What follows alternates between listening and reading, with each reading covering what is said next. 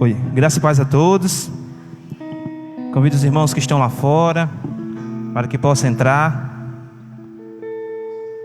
para darmos início ao nosso culto de estudo para a honra e glória do nosso Deus.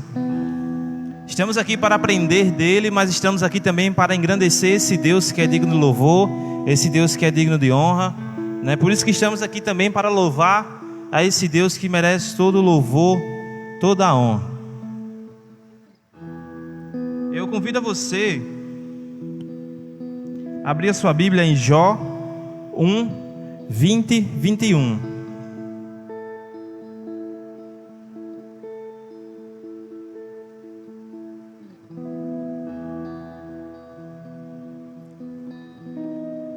Jó 1, 20, 21.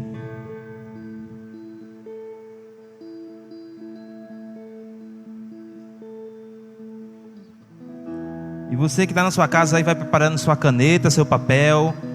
Se assente aí num lugar aconchegante. Vamos continuar aprendendo um pouco sobre as 7 igrejas, né, que estão em Apocalipse, né? Queremos que Deus ele vai nos edificar cada vez mais através desse estudo, né? E pode compartilhar essa live para amigos, nas suas redes sociais, para que várias pessoas possam ouvir a palavra do nosso Deus. Jó 1, 20 e 21. Todos acharam? Amém? Diz o seguinte: ao ouvir isso, Jó levantou-se, rasgou o manto e e raspou a cabeça. Então prostrou-se com o ventre em terra, em adoração, e disse: saí nu do ventre da minha mãe e nu partirei. O Senhor o deu, o Senhor o levou. Louvado seja o nome do Senhor. Então vamos fazer assim que nem Jó fez, mesmo passando pela dificuldade, ele adorou ao nosso Deus.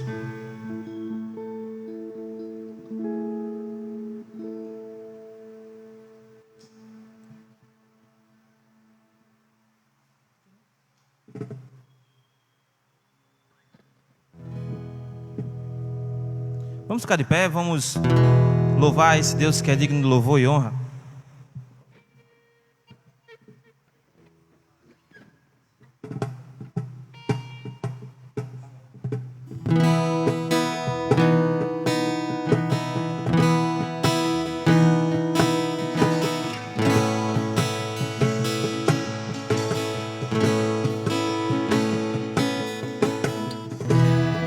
Senhor, meu Deus, meu Pai, estamos aqui mais uma vez reunidos na Tua casa para Te engrandecer, para dizer que Tu és santo, para dizer que Tu és exaltado, Pai. Então vem se fazer presente aqui em nosso meio, conduz, Pai, esse trabalho, conduz, Pai, esse estudo, para que coisas que aqui foram feitas, Senhor, seja para a Tua glória, seja para Te engrandecer, Pai. E estamos aqui, Senhor, pedindo a Tua presença aqui, Pai, em nosso meio. E perdoa, Pai, os nossos pecados, Pai. Sabemos que temos falhado contra Ti, Senhor, contra tudo, Pai. Em pensamento, em gesto, em tudo, Pai. Mas tem misericórdia de nós. Toma conta de nossas vidas, Pai. Perdoa, Pai, os nossos pecados. É em nome de Jesus que nós choramos e já te agradecemos. Amém. Não há nada igual, não há nada melhor ao que se comparar a esperança viva, a Tua presença.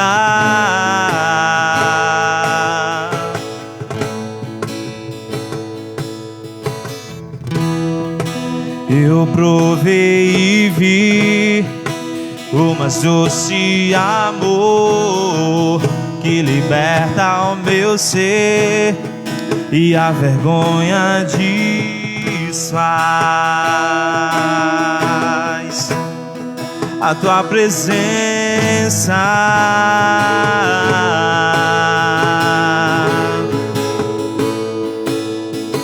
Santo Espírito, Espírito, és bem-vindo aqui.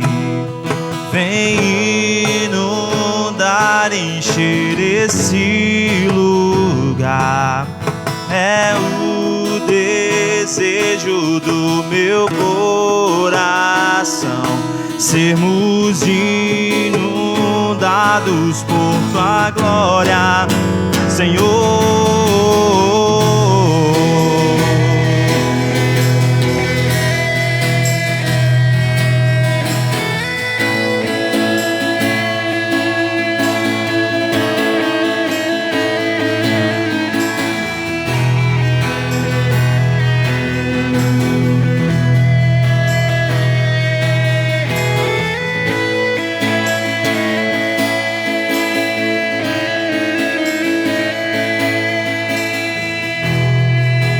Não há nada igual, não há nada melhor ao que se comparar a esperança viva, tua presença.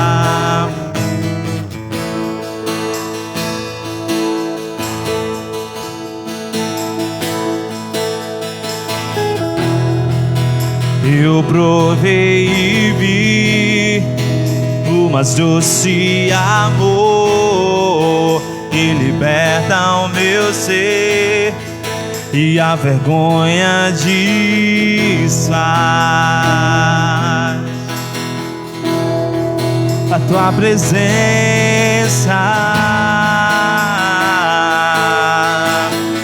Santo Espírito, Santo Espírito, és bem-vindo aqui.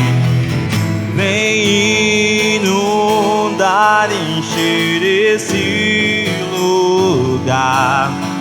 É o desejo do meu coração, sermos inundados por tua glória, Senhor. Santo Espírito, Santo Espírito, és bem-vindo aqui. Vem inundar, encher esse lugar. É o desejo do meu coração, sermos inundados por tua glória, Senhor.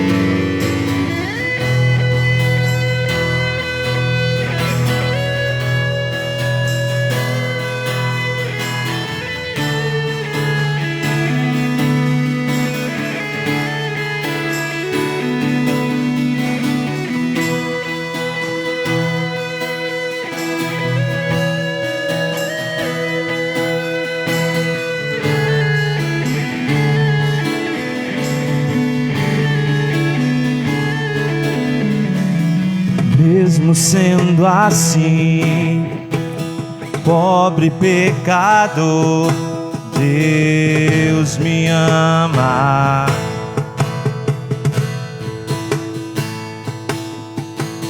Mesmo sendo falho, mesmo sem merecer, Deus me ama.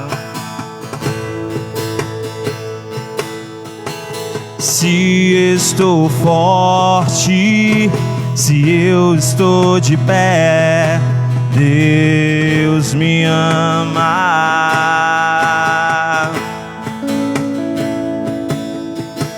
Se estou fraco, se eu estou caído, Ele não deixa de me amar.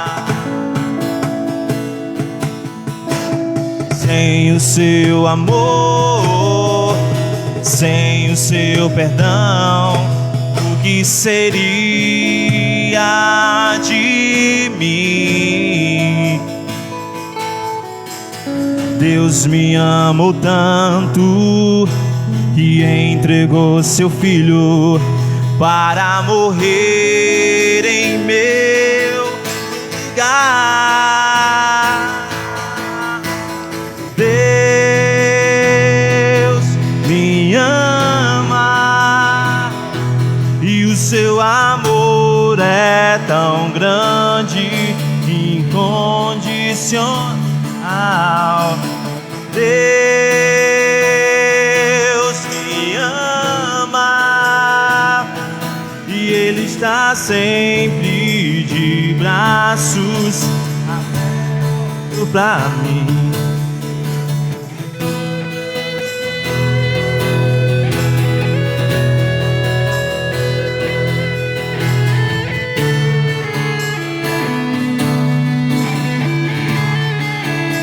Sem o seu amor, sem o seu amor, sem o seu perdão, o que seria de mim? Deus me amou tanto e entregou seu filho para morrer em meu lugar. Deus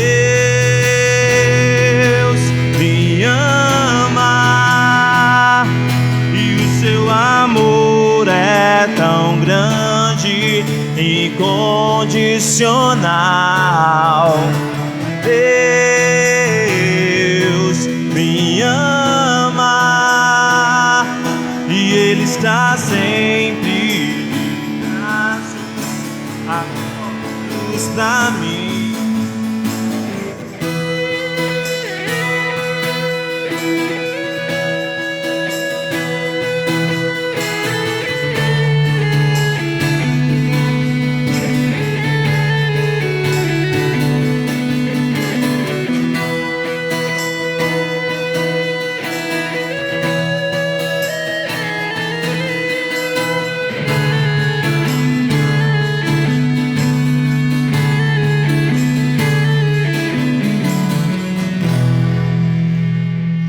Amém, louvado seja Deus. Você pode aplaudir esse Deus maravilhoso? Amém, vamos passar a palavra agora para o pastor Luciel.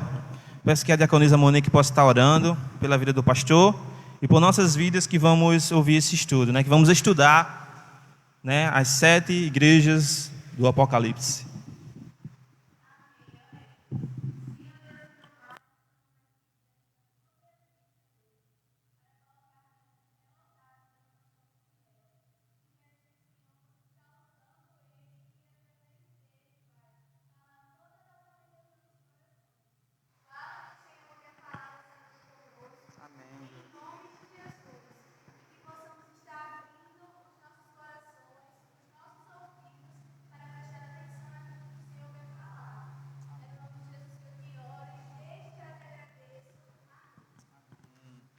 Amém, queridos. Podem sentar, igreja, os irmãos que estão aqui conosco. Boa noite, a graça e a paz.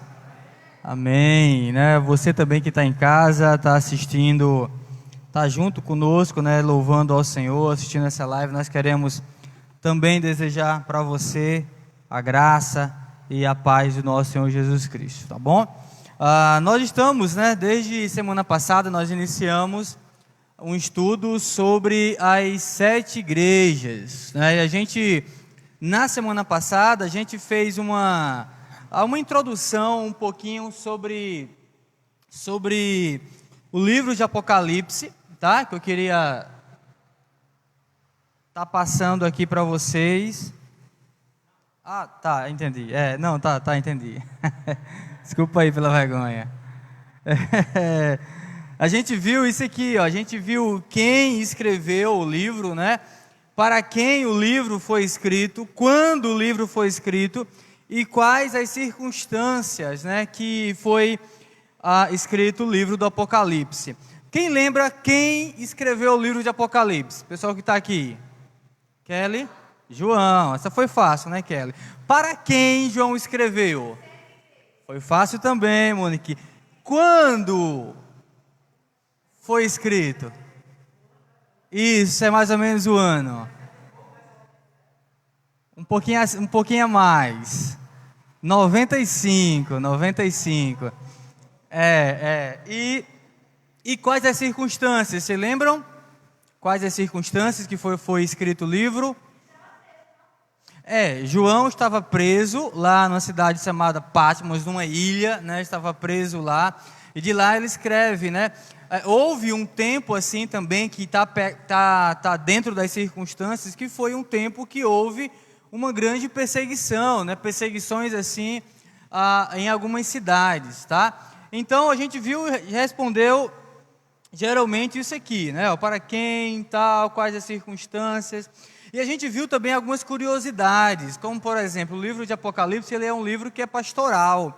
Ou seja, o que é um livro que é pastoral? É um livro que foi escrito com uma ideia, né, com um conteúdo para a igreja do Senhor, né, para a igreja de uma forma assim que venha a trazer sabedoria para a igreja, venha a trazer paz para a igreja, justamente por causa da perseguição que eles estavam enfrentando. A gente viu o nome Apocalipse, né, significa revelação, foi aquilo que o Senhor revelou para João e João escreveu.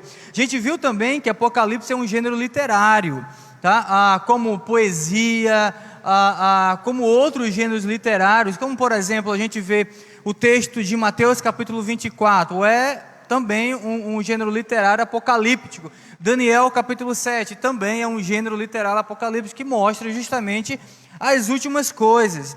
Vimos também que existe muitos símbolos, muitos números, muitos animais dentro do livro de Apocalipse, que inclusive a gente vai estar vendo também algumas coisas, o que significa algumas coisas. A gente viu que quando João escreve, ele escreve como uma profecia, não uma profecia que é muito falado de hoje, né? Que as pessoas falam, a profecia era apenas falar aquilo que vai acontecer no futuro. Não, quando João escreve de uma forma profética, ele escreve como era o entendimento daquela época, o que era uma profecia. Então, algumas coisas a gente até viu sobre isso. Por exemplo,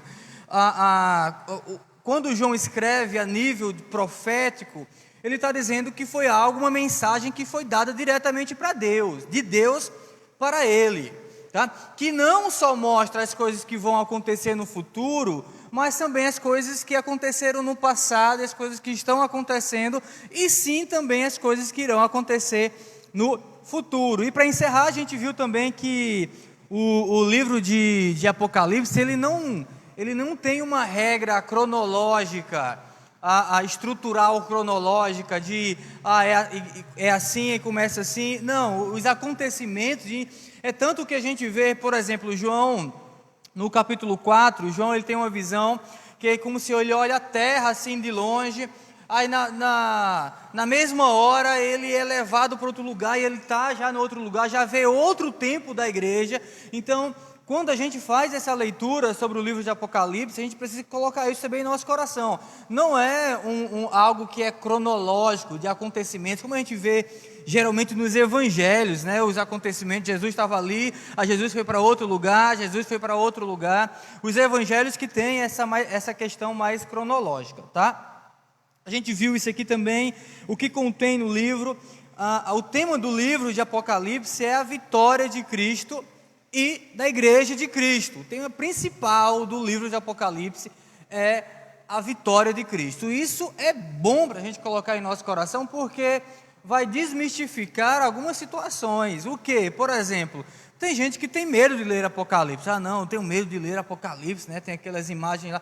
Não, mas você precisa ler, porque é um livro que é pastoral, é um livro que mostra justamente a vitória de Cristo, a vitória do Cordeiro sobre o nosso inimigo e a vitória também da igreja, tá? A gente vai ver agora Éfeso, a gente vai estar lendo, eu quero pedir para você abrir a sua Bíblia, no livro de Apocalipse, lógico, no capítulo 2.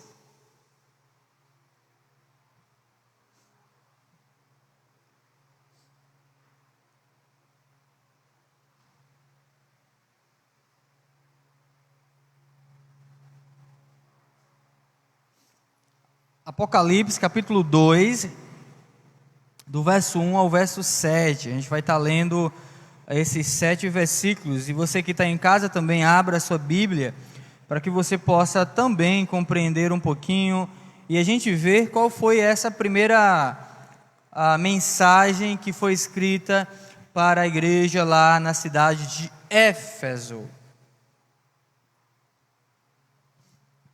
Apocalipse 2.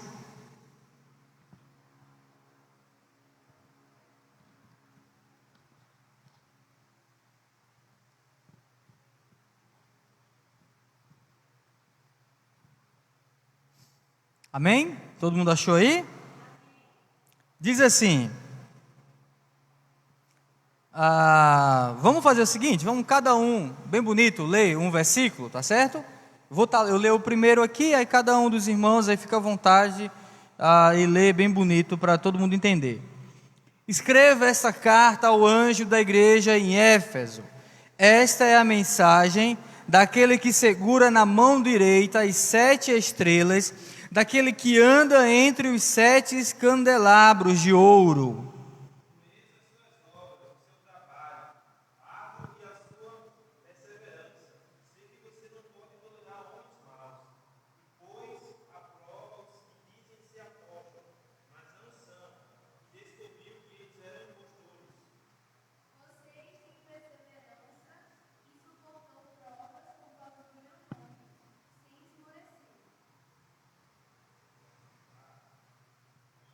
Quatro.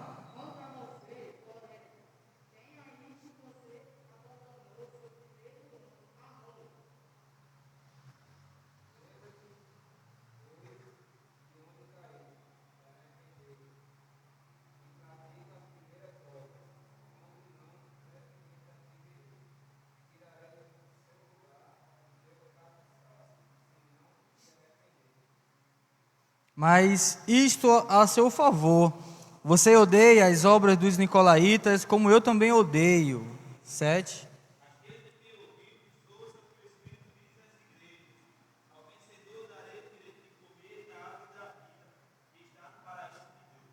Amém, amém. Pronto, deixa a sua Bíblia aberta que a gente vai estar vendo aqui alguns textos, mas vamos entender um pouquinho dessa cidade, a Éfeso, né? Algumas situações para que a gente possa entender o porquê foi escrito e o que estava ali acontecendo naquela cidade. Olha lá, Éfeso era uma cidade que era uma das principais cidades, né, lá da Ásia, uma das principais cidades do Império Romano. Uma cidade que, a gente falou isso na semana passada, todas as cidades, as 7 cidades, elas tinham uma distância entre cada uma, assim, no máximo 55 quilômetros, tá? Ou seja, eram cidades que eram perto, né, uma das outras. E outro dado importante é que, assim, para você sair de Patmos e fazer toda essa volta, como se fosse esse redor assim, nas 7 igrejas, você andava equivalente a 400 a 500 quilômetros. Ou seja, é como se você fosse daqui para João Pessoa e voltasse, né? Talvez mais um pouquinho, né? João Pessoa, eu acho que daqui dá uns 200 quilômetros, acho que dá mais ou menos isso, né? Então, é mais ou menos isso, é como se você fosse lá em João Pessoa e voltasse, você fazia essa... É claro que hoje um carro faz 1h30, né? Naquele tempo não tinha isso. Mas você fazia esse percurso aí e andava sobre todas essas cidades. E é interessante que nessa cidade existia um templo, tá? Que é justamente esse, né? Dessa imagem aqui da deusa Artemis ou a deusa Diana, que era a deusa da fertilidade daquela época. Lá em Atos capítulo 18, a gente vai ver que houve até uma confusão sobre essa deusa, sobre o templo que existia lá da deusa. Por quê? Éfeso, das 7 cidades, Éfeso, ela é a única cidade que tem a igreja, mas que também Paulo escreve, né? A gente tem a carta aos Efésios, é a mesma igreja. Só que essa igreja aqui foi uma igreja que foi também pastoreada pelo apóstolo João, né, também pastoreada por Paulo, também pastoreada por Aquiles, né, e esqueci o nome do casal, lembrei só um dos nomes, mas que mostra justamente que quando Paulo chega ali naquela cidade, houve, né, uma evangelização ali, muito tensa ali naquela cidade. Depois Paulo vai, evangeliza ali também, deixa um casal ali naquele lugar para evangelizar. A gente vê, exatamente, Áquila e Priscila. Tem aqui, Áquila e Priscila, né? Eu nem vi. E traz, né, o Apolo. Lembra que Paulo também fala lá em Efésios sobre uns que estão dizendo que foram evangelizados por Apolo, outros dizem que por Paulo e tal mais. Então é justamente essa cidade, né, que mais ou menos 30 a 40 anos depois que Paulo passou por ela, é que João escreve essa carta direcionada a essa igreja. Lembrar assim que essa cidade, que essa igreja, ela foi uma igreja que a gente vê isso quando a gente lê sobre o que estava acontecendo lá. Paulo, no tempo de Paulo fala e Paulo combate também os falsos mestres, que é uma das coisas também aqui que João vai combater, né? A falsa doutrina que estava sendo pregada ali naquela igreja, tá? Então, vamos passar aqui. Eu quero passar aqui versículo por versículo, só para a gente tentar entender um pouquinho o que significa cada coisa. Primeiro, diz assim, né? Ao anjo da igreja de Éfeso escreva o seguinte: esta é a mensagem daqueles que está segurando as 7 estrelas na mão direita e que anda no meio dos 7 candelabros de ouro. Candelabro, ou castiçal, né, como outra versão fala, é esse aqui, esse objeto aqui, que era um objeto muito comum na cultura judaica, tá? E quando, por exemplo, escreve, né, ao anjo da igreja de Éfeso escreva o seguinte: quem era o anjo da igreja? Era o mensageiro, era o pastor daquela igreja, tá? Era o líder daquela igreja. Então, quando João diz, né, ao anjo da igreja de Éfeso, como João está dizendo, escreva ao pastor daquela igreja, né, o líder daquela igreja. Continua dizendo, essa é a mensagem daquele que está segurando as 7. 7 no Apocalipse, né, tem um significado de totalidade, de completude, de algo que é perfeito. Então, quando escreve as 7 igrejas do Apocalipse, né, está justamente simbolizando a totalidade ali de todas as igrejas. A gente vê, por exemplo, existe muito 7 no livro de Apocalipse, né? Tem as 7 trombetas, tem os 7 selos. Então, quando você vê 7 no livro de Apocalipse, é como se fosse a perfeição, a plenitude, a totalidade daquilo que acontecia. Estrelas também significava ali o anjo, ou o pastor, ou a pessoa que era o líder daquela igreja. Então, como a gente sabe disso? No capítulo 1, nos últimos versículos, fala justamente sobre isso, o que significava que as 7 estrelas na mão direita, e que anda no meio dos 7 candelabros de ouro, que significava também as igrejas. Aí o que está dizendo esse texto aqui para nós, né? O que a gente pode entender com isso aqui? Primeiro, que o Senhor estava escrevendo a totalidade da igreja. Era uma carta que era específica, mas estava escrevendo ali a todas as igrejas, tá? Segundo, quando João tem a visão de que o Senhor, de que Cristo, né? Essa é a mensagem daquele, está falando de Cristo, que está segurando as 7 estrelas, é como se o Senhor, ele estivesse ali dando segurança aos 7 líderes da igreja, tá? Dando segurança aos 7 líderes da igreja, falando assim, na mão direita está lá os 7 líderes, o Senhor está sustentando, está fortalecendo, mas não somente isso, ele diz assim, e anda no meio dos 7 candelabros. O Senhor anda no meio da onde? Da igreja. A visão que João tem, primeiro, os 7 líderes, os 7 anjos, os 7 mensageiros estavam na sua mão direita, ou seja, mostrando ali que o Senhor é que sustentava esses líderes, que o Senhor é que fortalecia esses líderes, mas diz também que o Senhor estava andando, caminhando sobre a igreja. Ou seja, que a igreja, as 7 igrejas, não estava sozinha. O Senhor estava também no meio delas. Aí vamos lá. Dúvidas sobre esse primeiro texto aqui, esse primeiro versículo? Não? Vamos lá, continuar. Aí depois a gente vai estar vendo algumas coisas mais pontuais. Segundo versículo, diz assim, eu sei o que vocês têm feito. Mostra o quê? A onisciência do Senhor. Não somente naquele tempo, mas para hoje, para nós. O Senhor sabe de todas as coisas.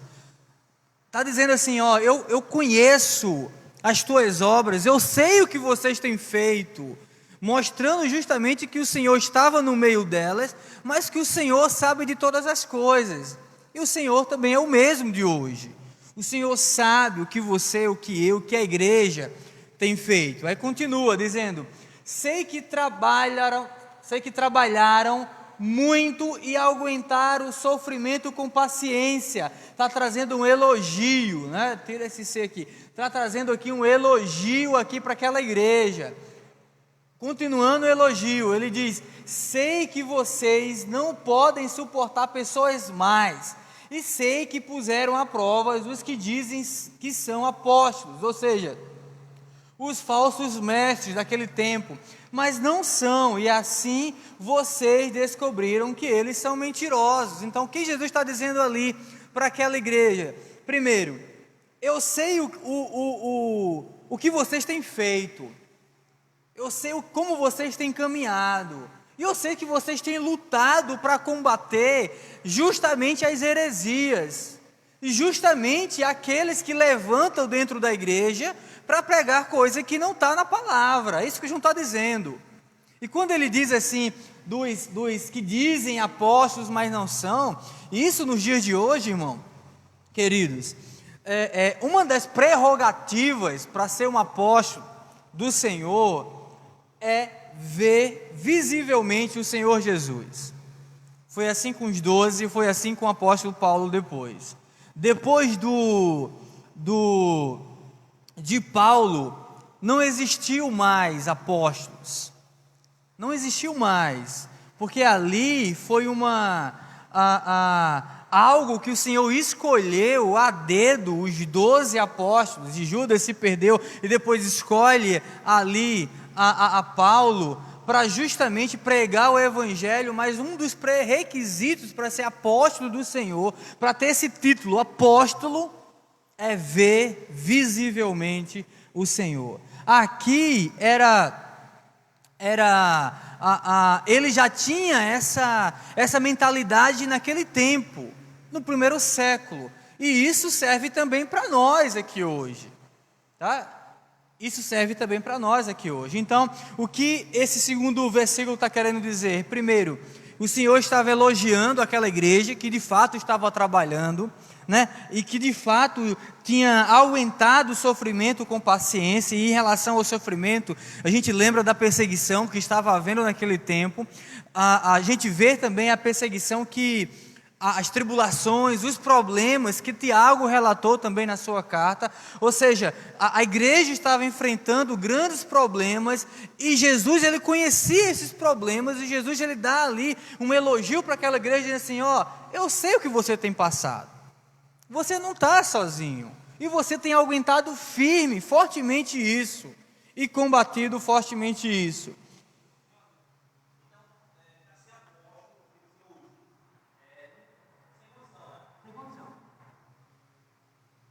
Sem condição, chegar à conclusão, sem condição. Não existe mais o dom do apostolado, não existe mais. Existiu aquele tempo onde Jesus escolheu os 12, e foi algo que precisa ser visível, você precisa ter visto Jesus, tá?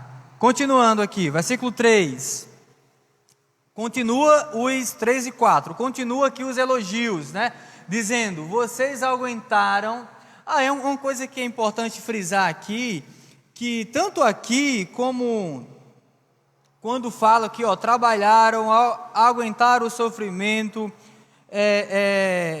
aguentaram a situação com paciência, sofreram por minha causa, sem desanimarem, está se referindo ao passado daquela igreja, tá? Está se referindo ao passado daquela igreja. Aí o versículo 5, eu acho que é o 5, porém,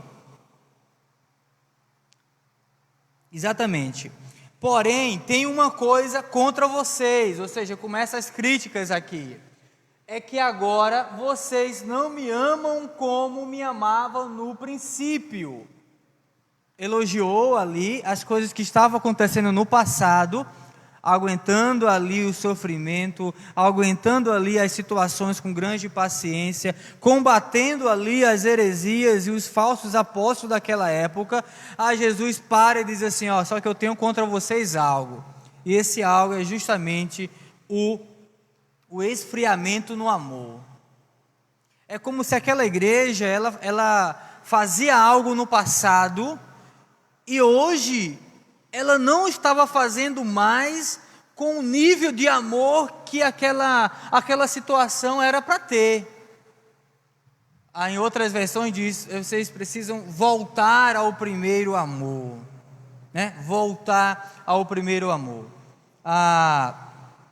Continuando, diz assim, lembrem do quanto vocês caíram, arrependam-se dos seus pecados e façam o que fazia no princípio. Tá? Olha que tanta situação aqui, ó. Lembrem do quanto vocês caíram. É como se tivesse um nível, né, que eles tivessem alcançado no tempo que eles estavam trabalhando com amor para o Senhor, e parece que esse nível eles caíram, né? Tanto assim que Jesus disse, ó, lembra o quanto vocês caíram,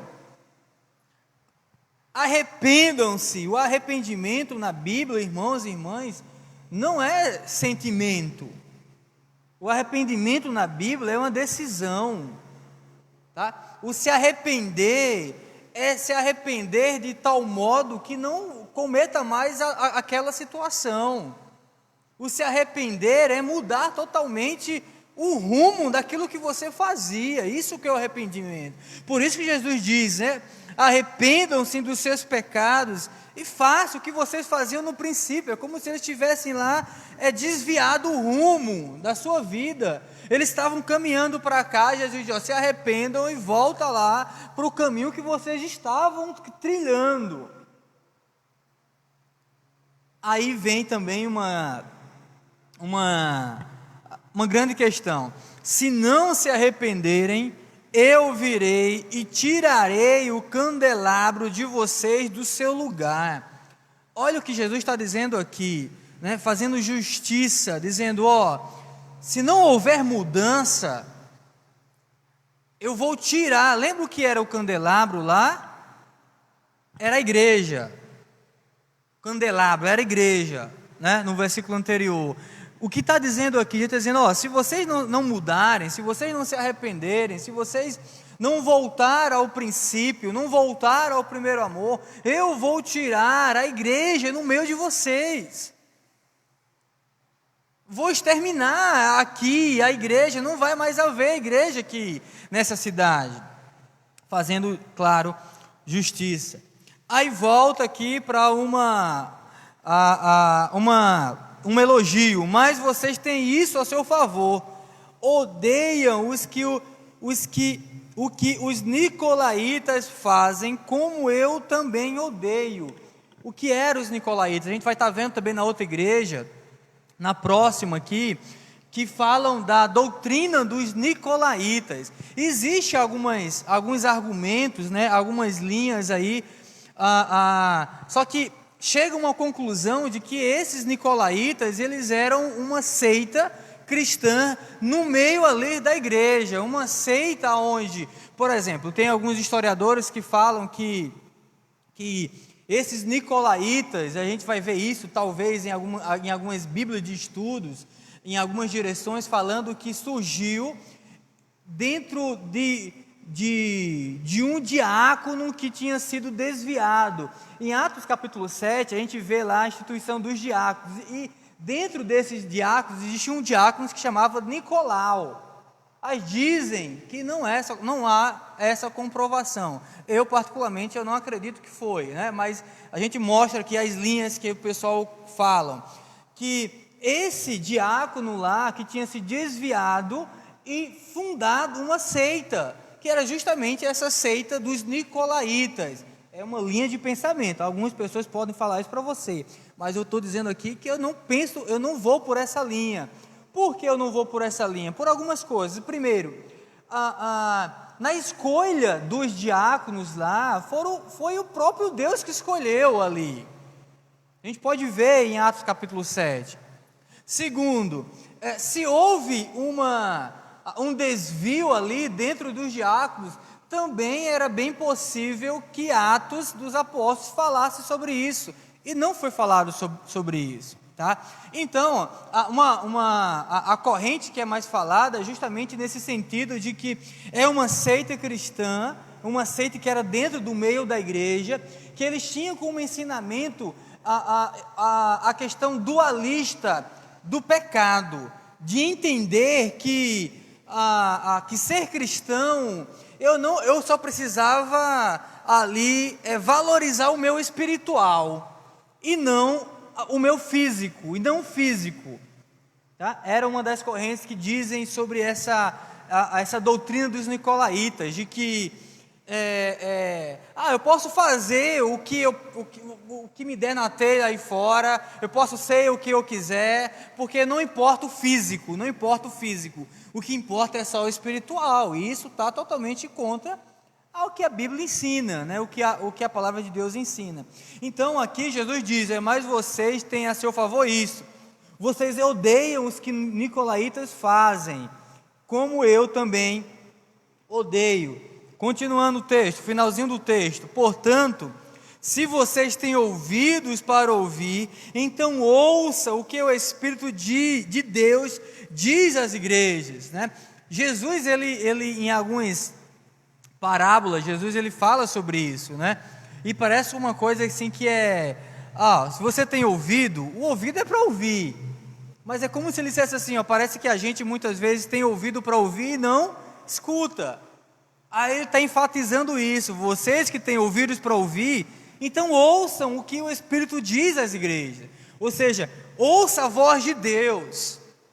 Continua dizendo, aos que conseguirem, eu darei o direito de comerem da fruta da árvore da vida que cresce no jardim de Deus. Aí vem a promessa para aqueles que vão continuar até o fim. Para aquele que continuar até o fim, perseverar até o fim, que está ligado totalmente no Senhor, que se entregou de verdade a sua vida para o Senhor, a esses aí, eu vou dar o direito de comer do fruto da árvore da vida que cresce no jardim de Deus, tá? Dúvidas sobre o texto em si? Vamos passar algumas questões aqui que a Bíblia aponta para nós. Primeiro, Jesus ele fala aqui algumas coisas que estavam acontecendo no passado daquela igreja. O que? Eles eram fiel na doutrina, né? Eles perseveravam de fato na doutrina, eles pregavam a doutrina de fato. Versículo 2, versículo 3, versículo 6, eles tinham discernimento espiritual, ou seja, quando diz que eles ali eram contra os falsos apóstolos daquela época, que eles eram contra os ensinamentos dessa seita que estava crescendo naquele tempo, ou seja, no passado, além de eles ser fiel na doutrina, eles também tinham discernimento espiritual, mas não só isso, era uma igreja que era envolvida com a obra de Deus, era uma igreja que era atuante, era uma igreja que trabalhava para o Senhor, mas não somente isso, mas também era uma igreja que era perseverante nas tribulações, que perseverava nas aflições, nos conflitos, né, para manter uma igreja cada vez mais saudável. Só que tudo isso era no passado. Tudo isso acontecia na igreja. Ali é uma advertência às coisas que estavam acontecendo anteriormente na igreja. Aí, aqui, eu peguei essa frase aqui de Hernando Dias Lopes, que é interessante sobre essa igreja. Era uma igreja que era ortodoxa, ou seja, era uma igreja que perseverava na doutrina, que pregava de fato a doutrina do Senhor, trabalhadora, né, trabalhava na obra, fiel nas provas, mas perdeu a sua capacidade de quê? De amar a Jesus. Ela é como uma esposa que não trai o marido, mas também não lhe devota amor. Não existe idolatria na igreja. Aí no casamento, Hernando de Lopes diz, é como se não houvesse adultério no casamento, mas que não tinha mais amor. Não existia mais amor de uma parte para outra. Ou seja, irmãos, o presente daquela igreja era: tenho, porém, contra ti que abandonastes, recusastes, deixastes de lado o primeiro amor. Uma igreja que era viva, uma igreja que estava atuante, agora é uma igreja que não tinha mais amor, que até poderia fazer as coisas de igreja, mas não fazia mais com amor, com devoção, com espiritualidade. A mensagem da igreja foi uma mensagem que foi uma igreja específica há 2000 anos atrás, mas é uma mensagem também que é para a igreja de hoje.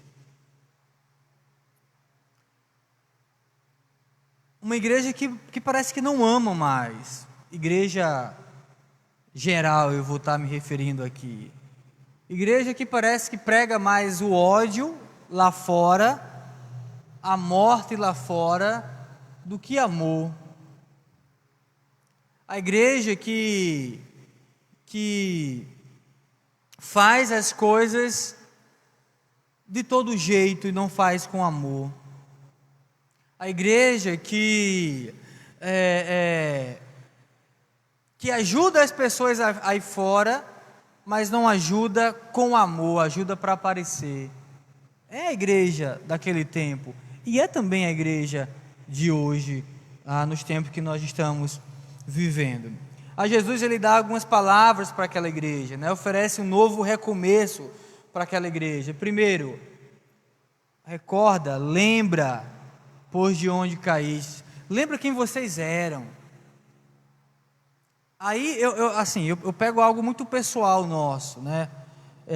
Quando eu leio essa carta à igreja de Éfeso, e quando eu vejo, eu faço a leitura, né, a releitura na minha vida sobre isso, eu lembro de como eu era logo quando eu aceitei Jesus.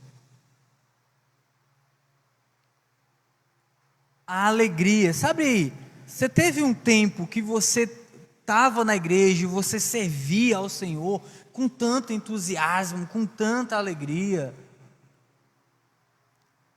Aí Jesus está dizendo assim, lembra desse tempo e volte a hoje a viver esse tempo.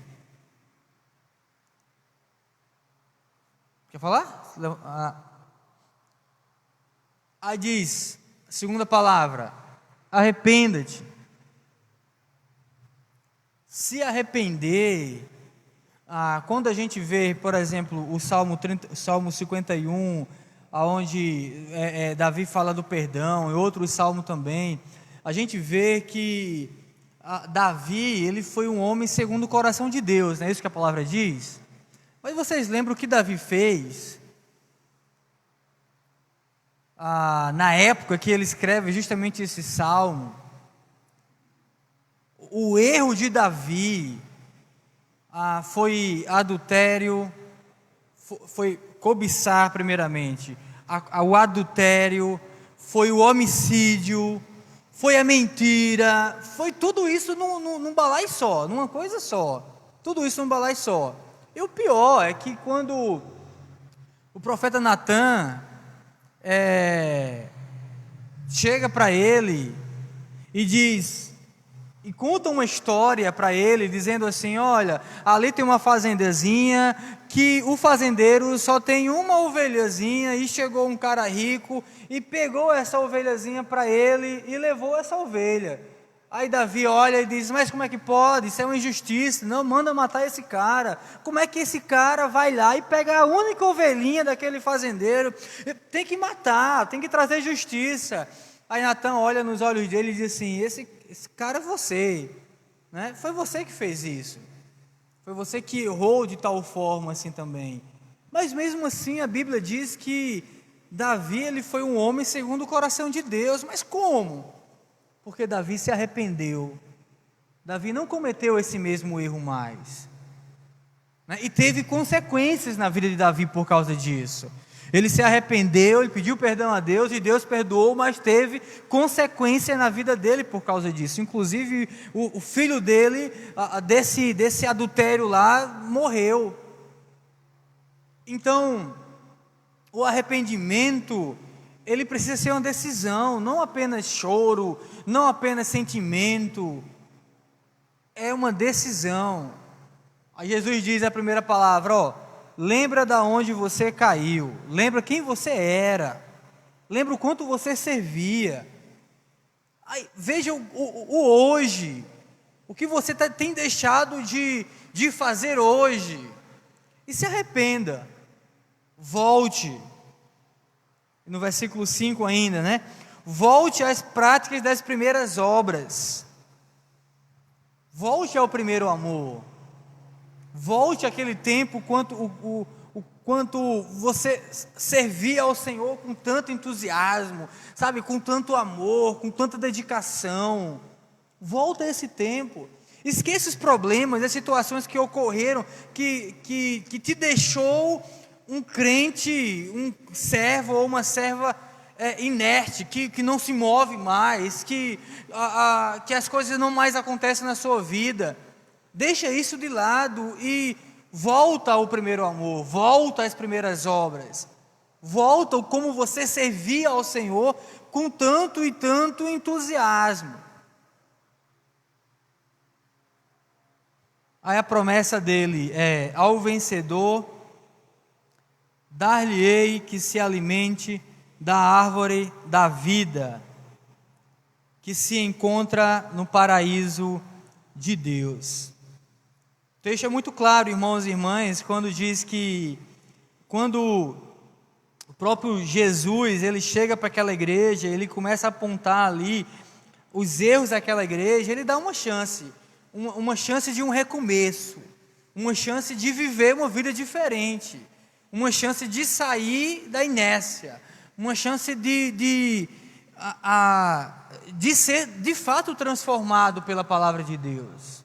Voltar ao primeiro amor é justamente voltar a ter esse entusiasmo, a ter essa alegria, a ter essa força de vontade que você tinha no início.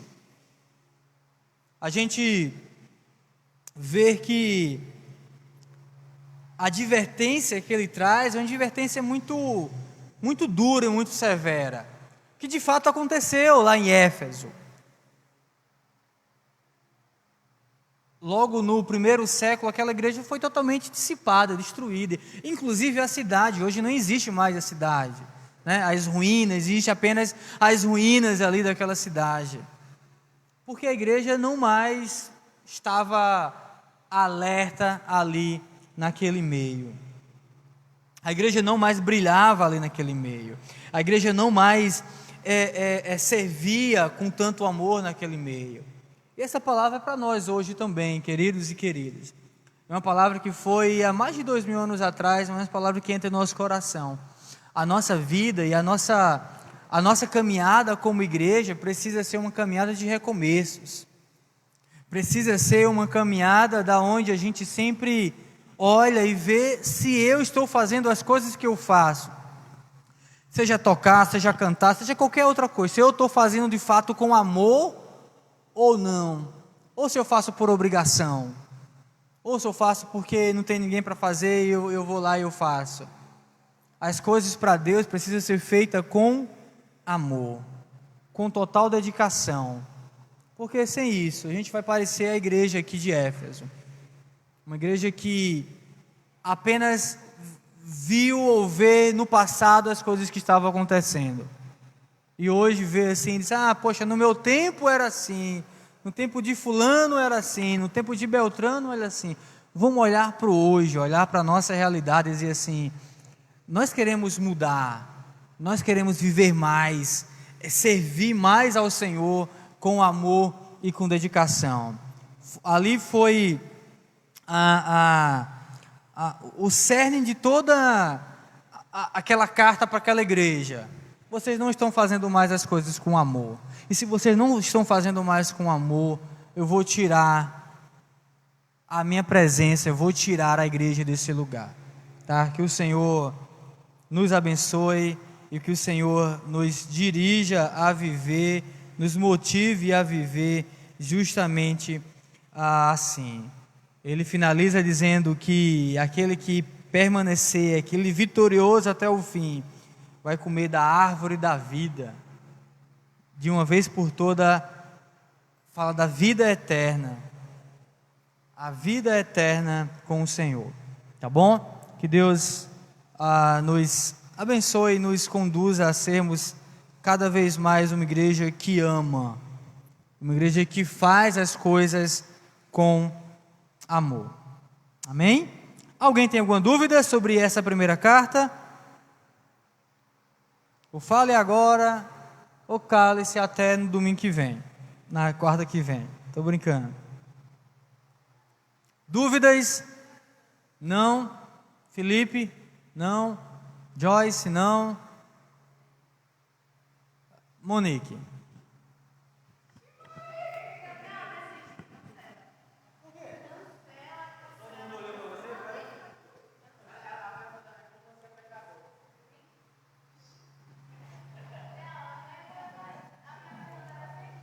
Pode perguntar.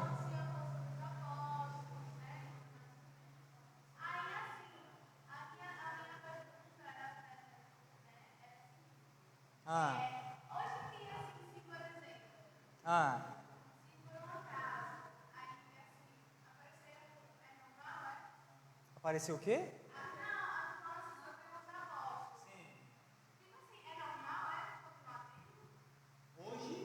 Não, foi a pergunta que ele fez, não é normal.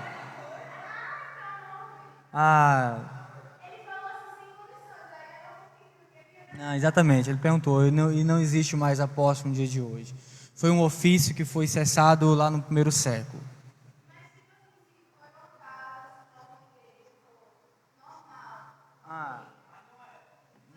O apóstolo da Bíblia não existe, não existe. Exatamente, tem que ter visto Jesus antes de Jesus ter subido aos céus.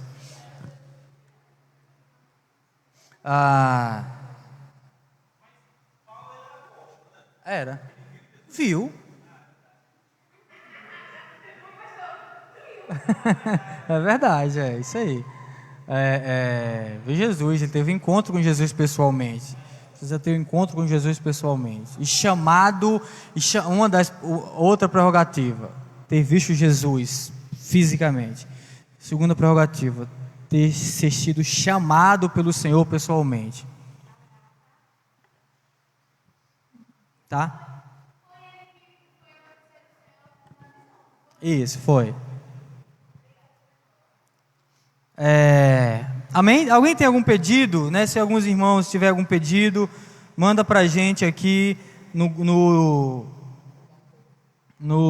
grupo, Zap Zap ou não dá pra ver os comentários aqui, não sei porquê.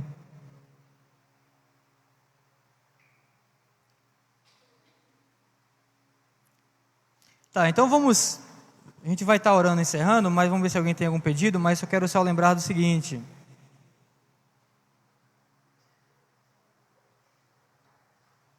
Me lembra, homem? Diga, pode falar.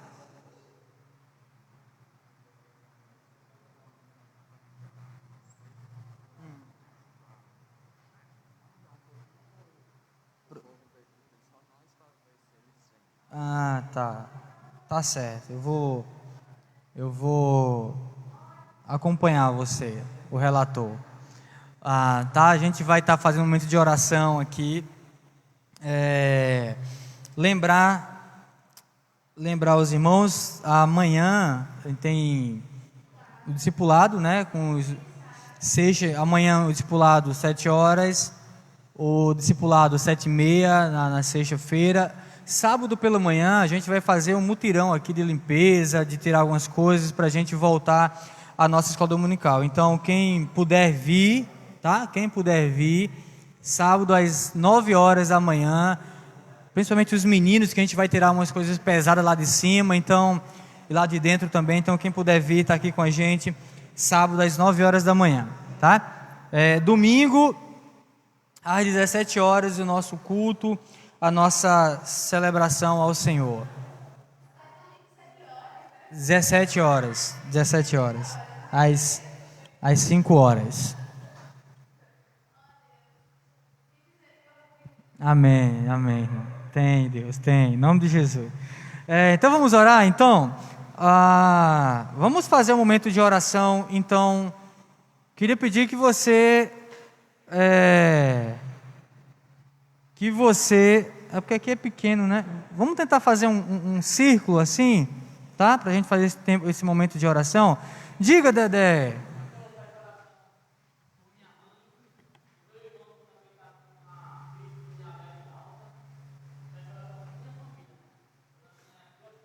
Amém. Então, pela família de Dedé, as filhas dele, o irmão e a mãe. Continuar. A Solange, né? A irmã Solange pede por Vilma, pela saúde de Vilma. Eu peço pelos meus pais também, meu pai e minha mãe, para que o Senhor esteja dando saúde e sabedoria também para eles, tá? A gente faz o círculo aí e a gente ora encerrando. Vou levar o microfone, né? Então, senão não vai pegar ali, né?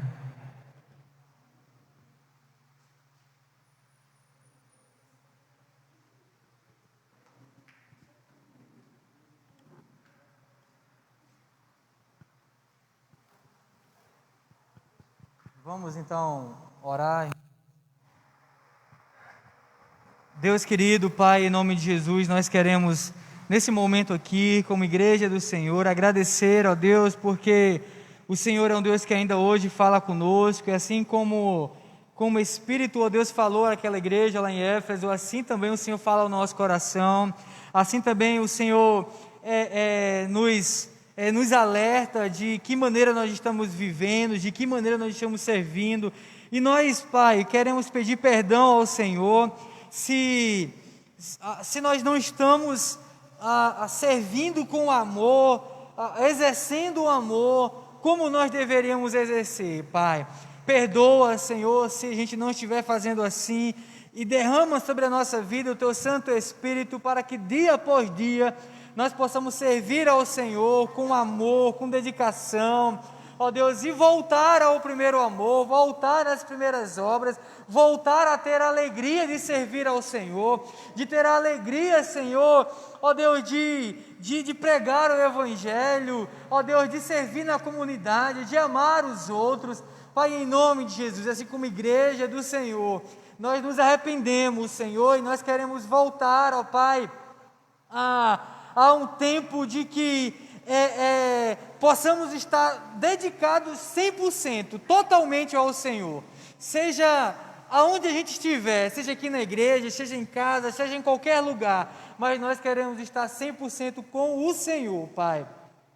Em nome de Jesus, nós queremos orar também pela família do nosso irmão Dedé, Senhor, que o Senhor esteja abençoando a sua família, ó Deus, abençoando o seu irmão, a sua mãe, dando saúde, dando sabedoria, Pai, abençoando as suas filhas, Pai, também, dando saúde para elas, Deus, e que elas venham crescer, aprendendo do Senhor, aprendendo, ó Deus, a amar ao Senhor, ó Deus, abençoa aquela família, Senhor, cada vez mais, Senhor, eu te oro e te peço também, pelas famílias aqui representadas, Senhor, que o Senhor esteja abençoando, trazendo saúde, eu peço ao Senhor, ó Deus, pelo avô de Jéssica, o Senhor Rafael, que o Senhor esteja abençoando a vida dele, o Senhor sabe, ó Deus, como ele tem passar desses últimos dias. Abençoa, ó Deus, a vida dele, traz cura, Senhor. Nós cremos e nós acreditamos no milagre do Senhor.